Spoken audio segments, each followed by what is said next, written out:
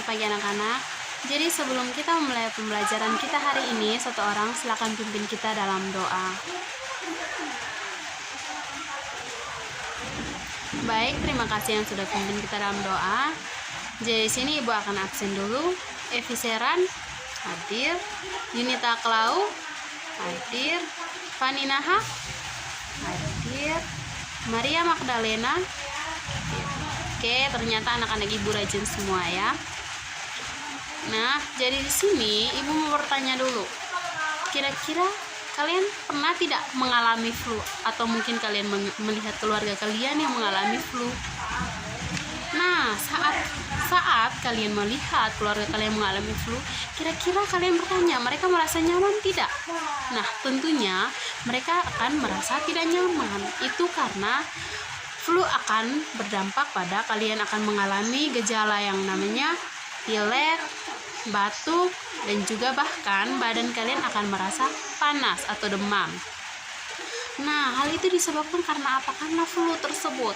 Nah, jadi flu itu yang membuat kalian yang satunya terkena flu, maka akan yang satunya juga. Artinya flu ini dia menyebar. Nah, kenapa dia menyebar? Ya karena flu ini berasal dari yang namanya virus. Virus ini yang menyebabkan kita terkena flu. Nah, untuk itu hari ini kita akan belajar tentang virus. Nah, sebelum kita belajar tentang virus, di sini Ibu akan memberitahukan tujuan dari pembelajaran kita hari ini. Nah, jadi tujuan dari pembelajaran kita hari ini yang pertama, agar siswa dapat menjelaskan pengertian dari virus. Yang kedua, menyebutkan ciri-ciri virus. Yang ketiga, menggambarkan struktur dari tubuh virus. Yang keempat, menjelaskan cara reproduksi virus. Dan yang kelima, menyebutkan peranan dan penyakit yang disebabkan oleh virus. Nah, pasti anak-anak semua bertanya, kira-kira apa itu virus? Nah, virus ini adalah mikroorganisme yang berukuran kecil. Nah, kenapa kita katakan mikroorganisme yang berukuran kecil? Ya, karena virus ini memiliki ukuran atau bentuk yang sangat kecil, sehingga dia disebut dengan mikroorganisme. Nah, sebelumnya virus ini berasal dari bahasa Latin yang artinya racun. Ada juga ciri-ciri dari virus. Virus ini memiliki banyak ciri. Yang pertama itu hanya memiliki satu jenis asam nukleat, di mana asam nukleat ini terdiri dari DNA dan juga RNA. Betul sekali.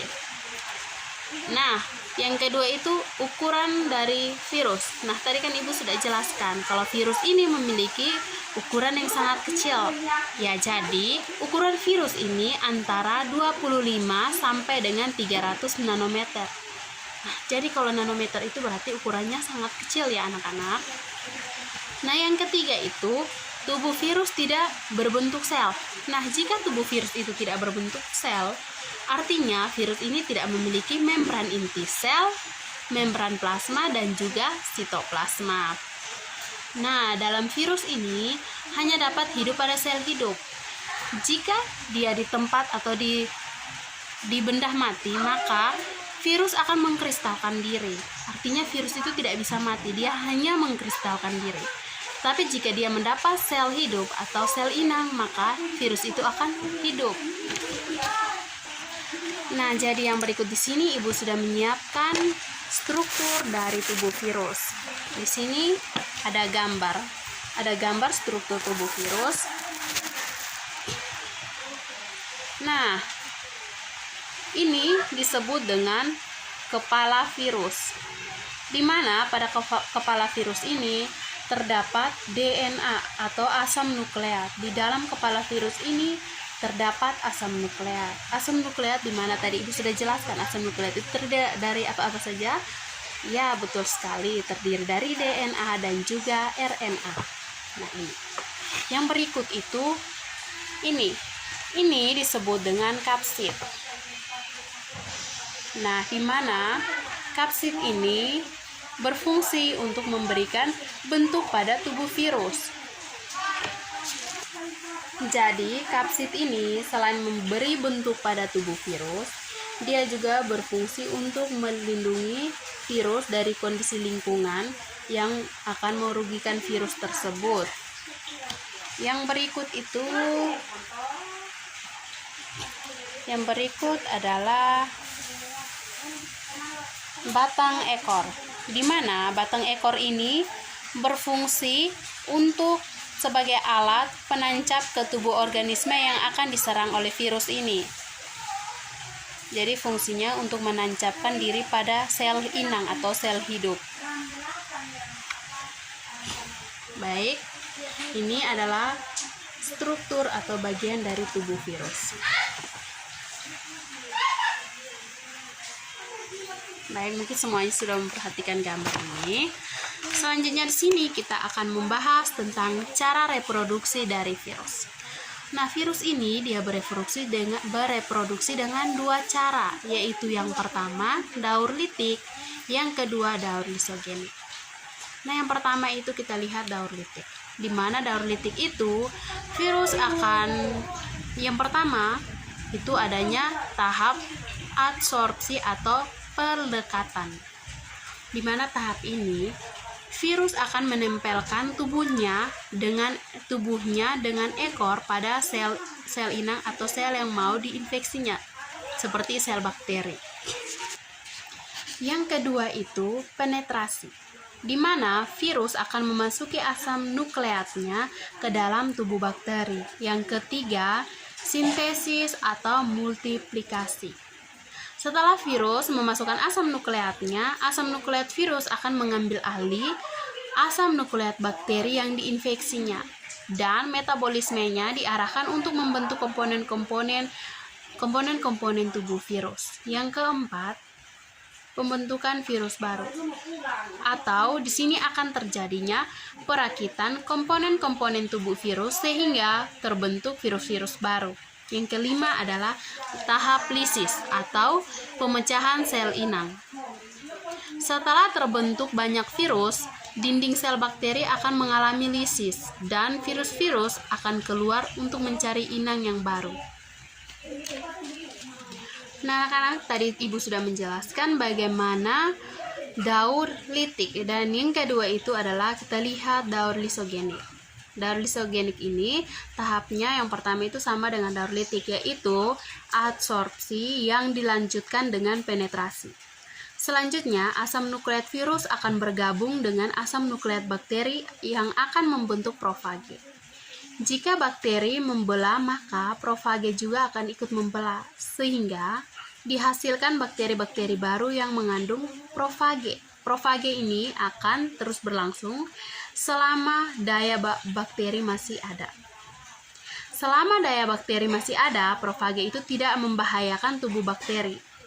Akan tetapi, jika daya tahan bakteri hilang, profage akan berubah menjadi virus dan bahkan akan hancur karena terbentuknya virus-virus baru. Baik anak-anak, jadi yang berikut itu peranan virus. Kira-kira ada yang tahu tidak peranan dari virus yang merugikan dan juga yang menguntungkan? Nah, jadi yang berikut di sini Ibu akan menjelaskan tentang peranan dari virus. Virus ini memiliki peranan, yaitu peranan yang merugikan dan ada juga peranan yang menguntungkan. Kita lihat yang pertama, peranan virus atau dampak negatif dari virus yang menyebabkan penyakit pada manusia itu contohnya seperti influenza, yang dimana penyakit influenza ini biasanya menyerang saluran pernapasan. Yang kedua, rabies, di mana rabies ini juga menyerang otak dan juga sumsum tulang belakang. Yang ketiga itu hepatitis, atau terjadinya pembengkakan hati.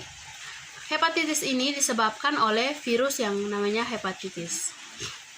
Yang berikut kita lihat penyakit pada hewan. Itu yang sering kita jumpai dalam kehidupan kita sehari-hari itu contohnya flu burung. Semua pasti pernah dengar penyakit flu burung, di mana akan menyerang pada unggas dan bahkan dapat menyerang manusia juga. Yang berikut itu dampak positif dari virus. Dampak positif itu kita dapat manfaatkan virus dalam bidang penelitian biologi medis. Terus kita dapat memanfaatkan virus dalam bidang bioteknologi. Terus virus juga sebagai pembawa gen, terus virus untuk pemetaan kromosom dan untuk membasmi hama tanaman. Itu adalah peranan virus yang menguntungkan. Yang terakhir di sini kita akan bahas tentang penyakit yang disebabkan oleh virus. Penyakit yang disebabkan oleh virus yang paling banyak kita temui atau yang paling banyak kita dengar dalam lingkungan kita sehari-hari itu yaitu penyakit AIDS. Nah, penyakit AIDS ini disebabkan oleh infeksi yang namanya HIV. HIV ini merupakan virus yang menyerang sel darah putih di dalam tubuh. Nah, jadi penyakit HIV ini pasti ada cara pencegahannya.